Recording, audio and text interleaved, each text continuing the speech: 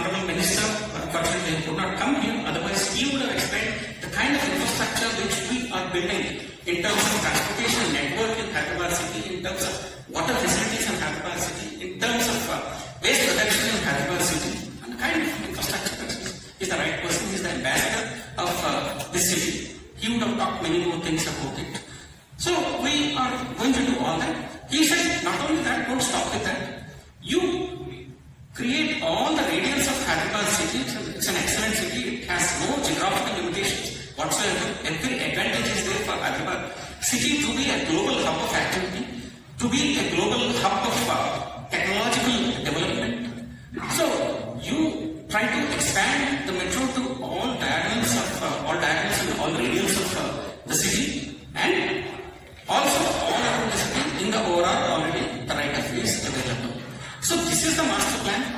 If this happens with that, in the next 5 years, actually he wants to concentrate, Honorable Chief Minister wants to concentrate on this metro expansion and the city's infrastructure network.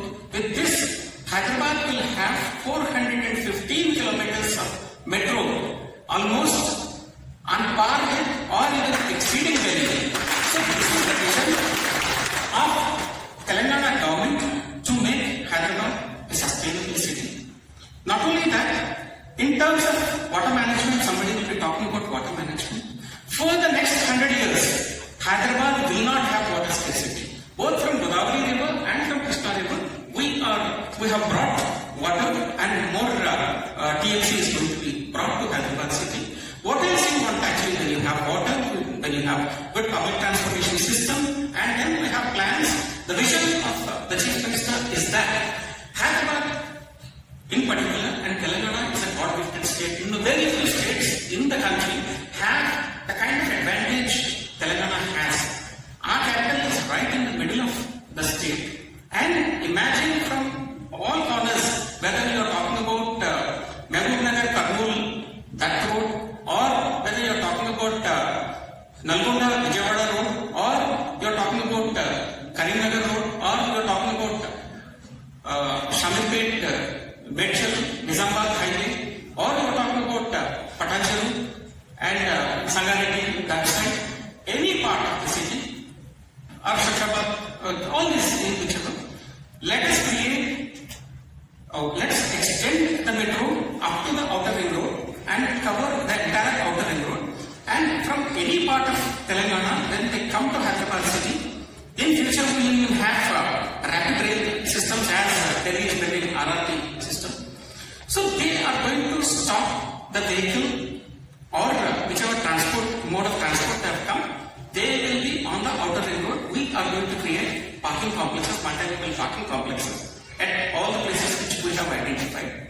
And from there, you take an urban mass transit system and then enter any part of the city. Instead of spending 2-3 hours as it is happening in Bengaluru, you should be able to reach any part of the city in half an hour to 45 minutes. That is his vision. And even the airport metro, the way we are planning it is not as a simple airport metro, but it is for reverse commute. People shall live in luxurious villas, apartments, etc. outside the city, and they should be able to commute to high-tech city and the western part of the city where entire action is there. Practically every Fortune 500 company has established its campus, second biggest campus, or sometimes even bigger than the American campus in that part of the city. So they will come here in about just 20-25 minutes and then work happily and go back. So this is the vision of the government. We can make Hyderabad a sustainable city, and Hyderabad will become a model for the rest of India, other cities, so that we become the technology leader of the world. So with these words, I congratulate ASSOCHAM for organizing this kind of a wonderful session, and I thank personally all of you for giving this opportunity. Very good morning to you. With regard to this urban infrastructure summit and unique city, where we have tremendous scope to make this city sustainable. I request 2-3 photographs, videos, just to show what is there in store for us. So most of the cities are not natural. Basically, These are unnatural habitats. Over a period we have developed, and then we have to make them sustainable over a period for the future generations. I'll show a few videos and then pictures. So what is the problem of these cities? So this is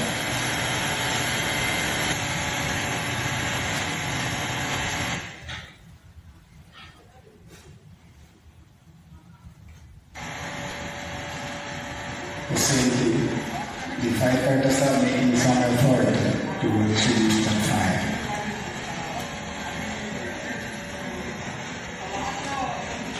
We have a capability up to 54 meters of height.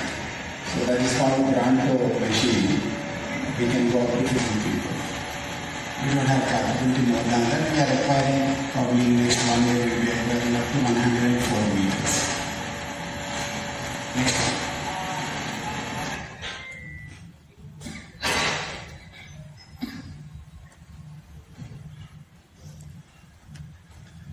This is another extreme of the problems we handle. So this is in Warangal, I think Hunter Road during recent floods, urban floods.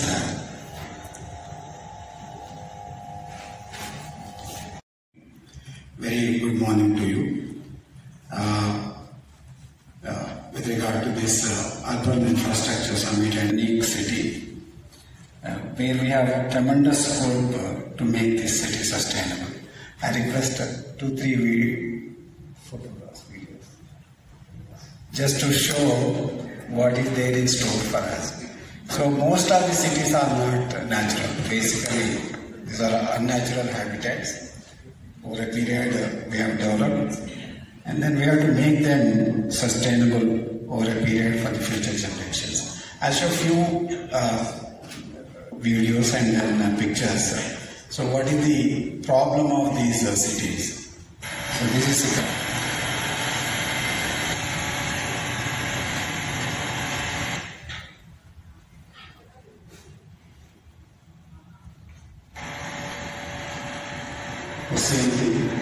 the firefighters are making some effort to reduce the fire.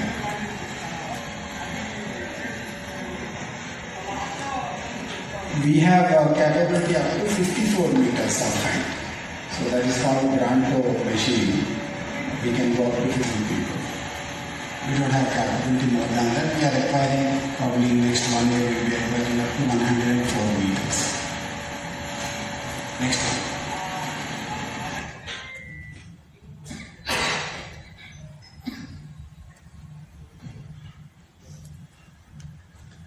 This is another extreme of the problems we handle.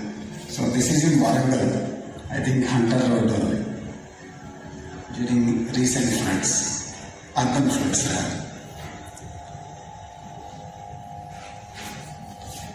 The fire staff they are.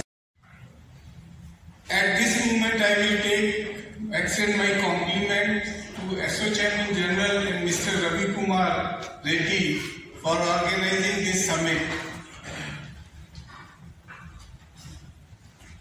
My previous speakers mentioned about the various aspects. Just to encapsulate, it is estimated that by 2050, 7 out of 10 people on this earth will live in urban areas.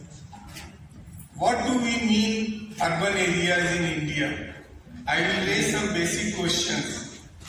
Our definition says that where the majority of population, they follow non-agricultural profession, that is the urban area. What is urban area? You mentioned about developmental model of Europe and America. India is really in a very tight spot. It supports 18% of world's population on mere 4% of land area. So you can imagine we can't follow the similar development model which have been followed by West. Before we proceed further, let us understand certain characteristics of cities. As mentioned by previous speakers, cities are engines of innovation and wealth creation.